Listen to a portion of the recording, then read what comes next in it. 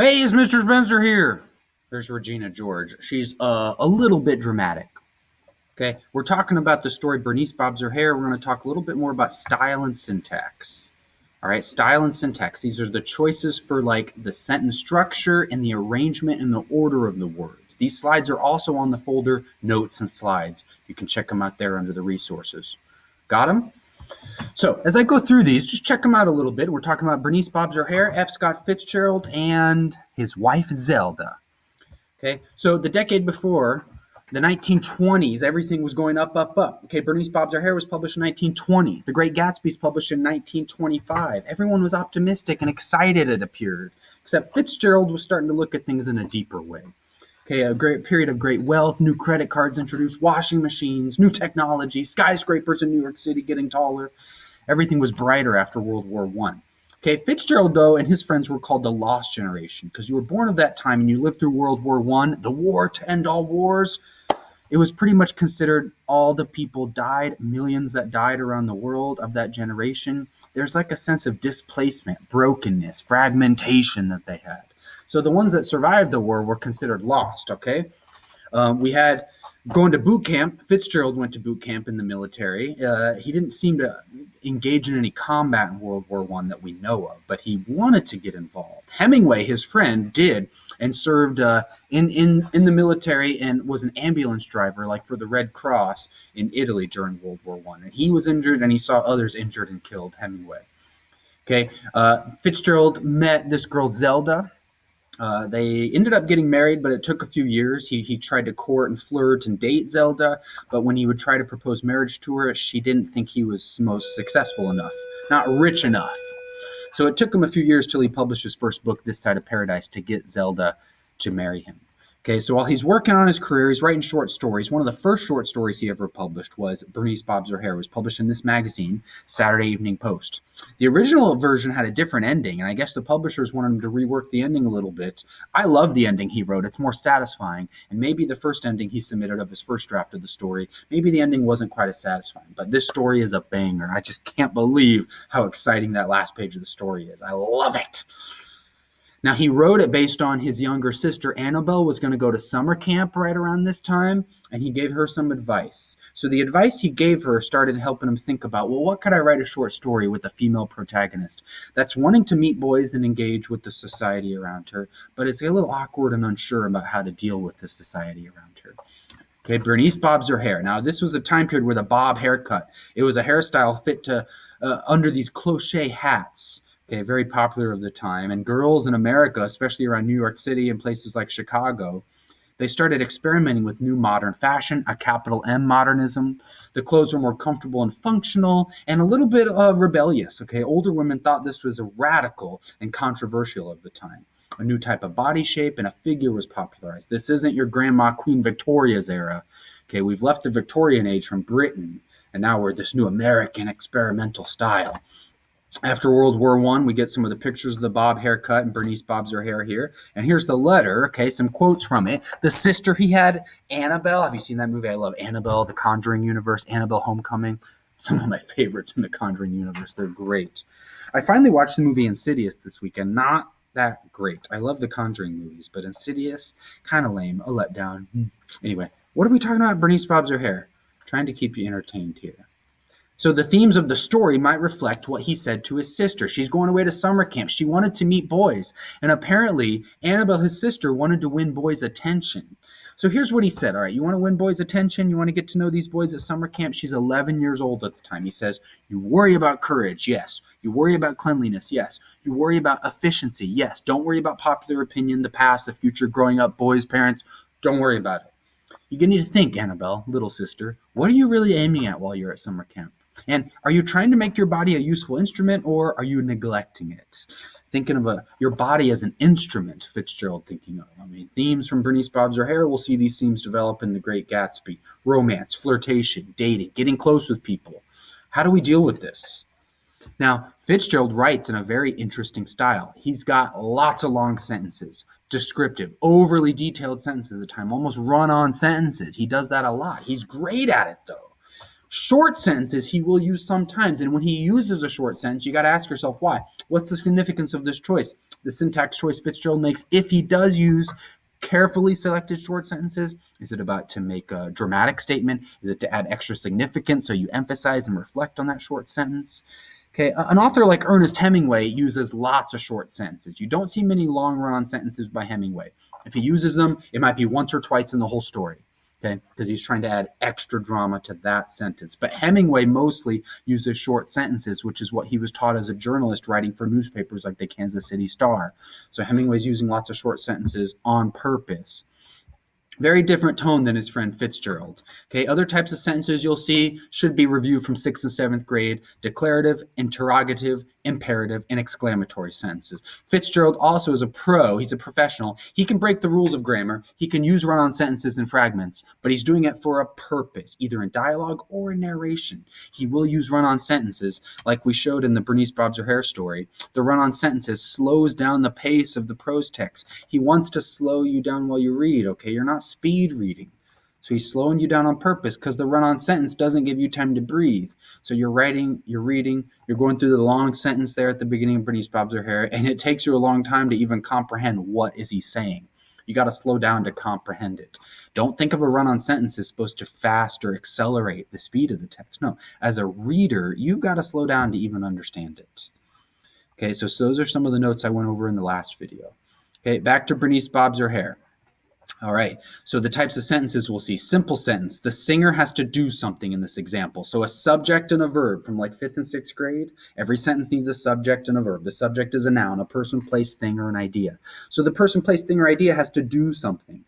Okay, running, jumping, thinking, sleeping, those are actions. In this example, a simple sentence is the singer did something. She bowed her head. To her adoring audience, that's a prepositional phrase. Okay, we don't have a clause there. To is a preposition. Her adoring audience, that's a prepositional phrase. Compound sentence, when you take two independent clauses, they could stand alone. I could put a period after, oh my gosh, there we go.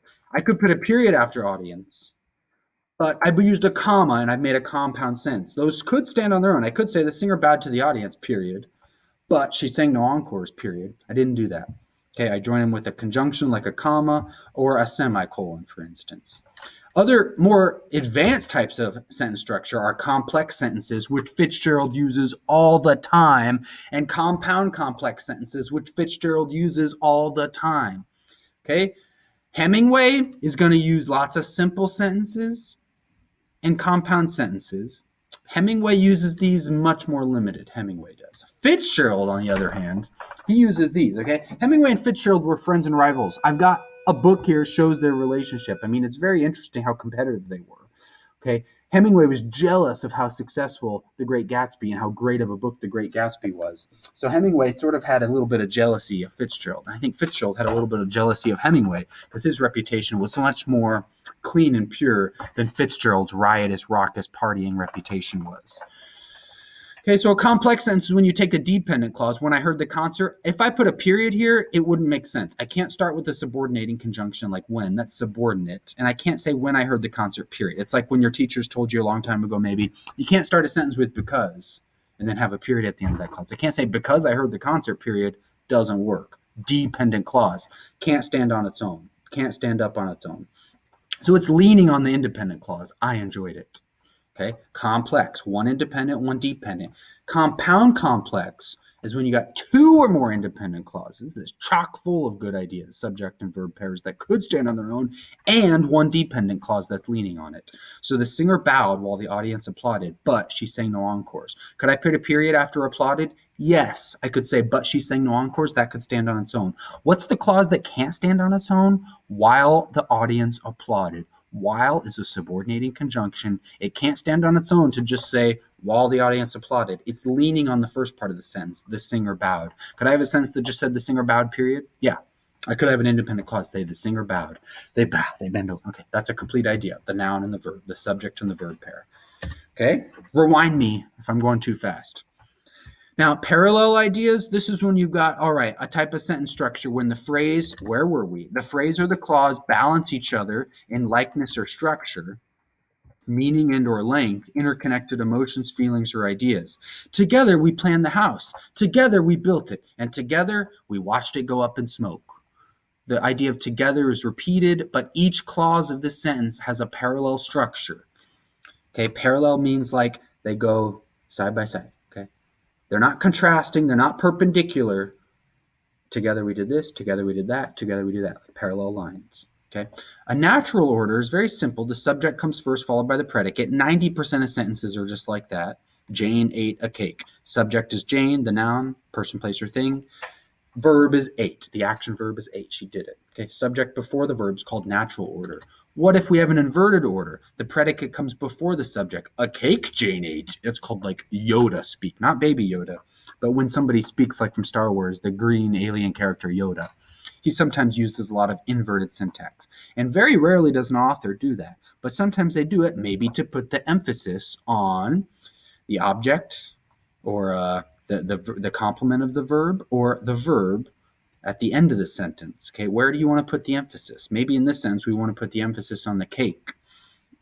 Okay.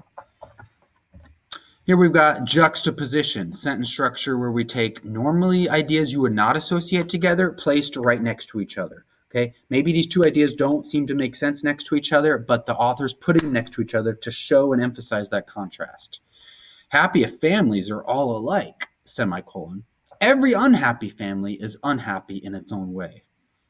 Okay, so I've juxtaposed happy families with unhappy families to kind of emphasize how unhappy families have this unhappiness in the same way that happy families do. But happy families are all the same. Unhappy families are different in their own ways.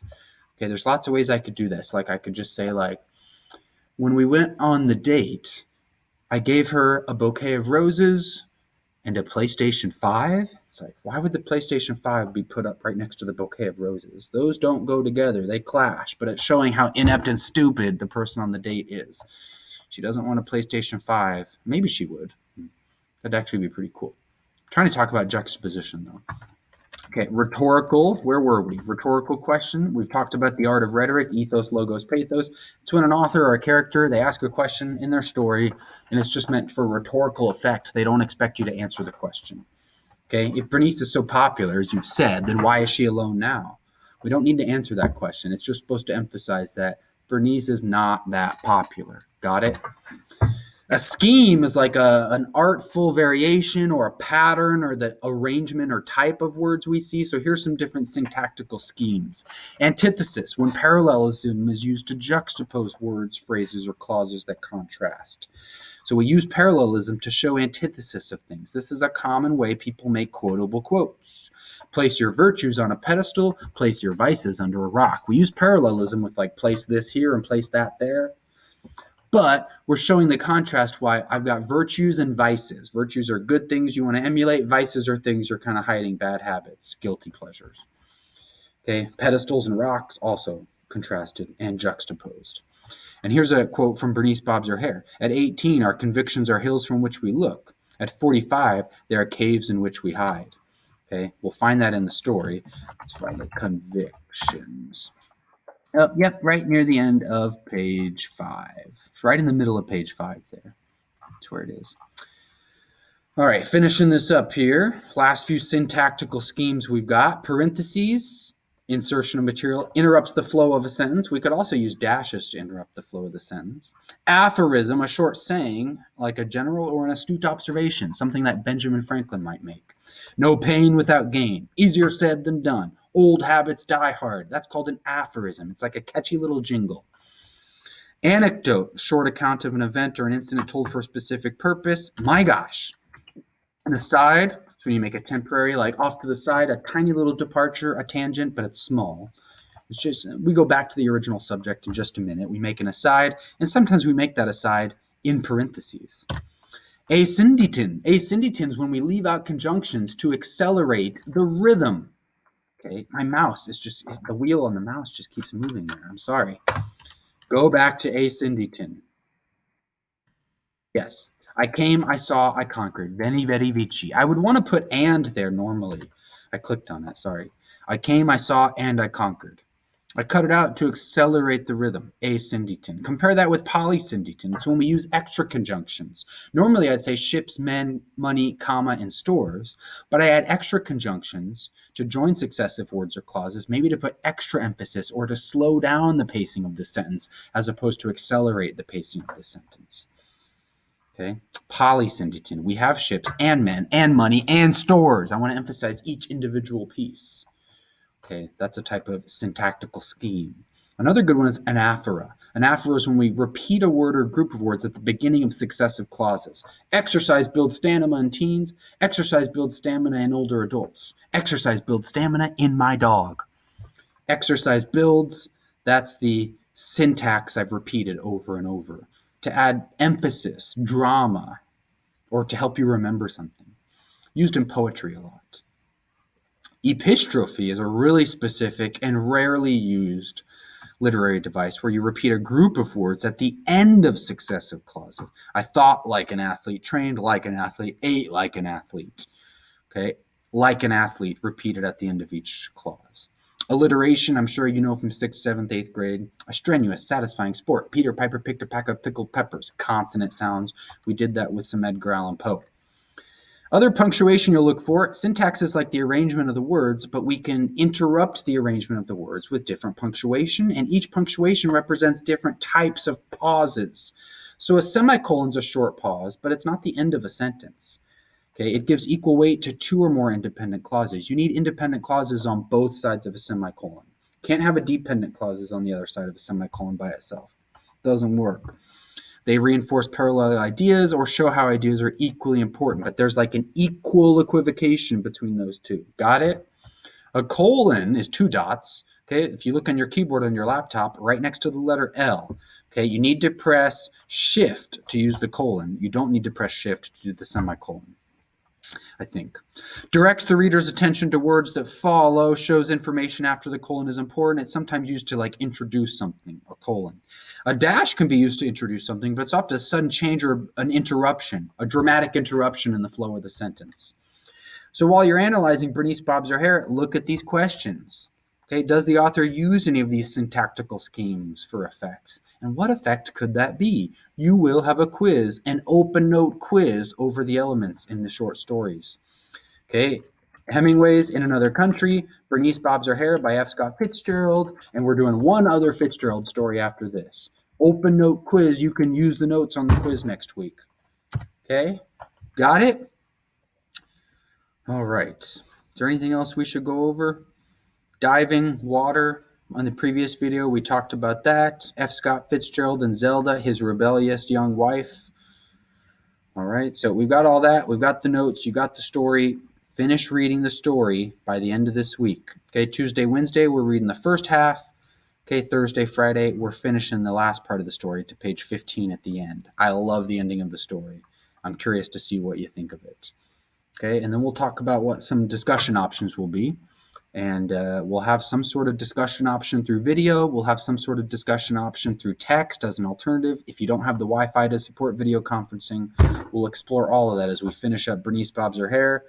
We'll move into Fitzgerald's other short story and start reading The Great Gatsby. That's the end of my video.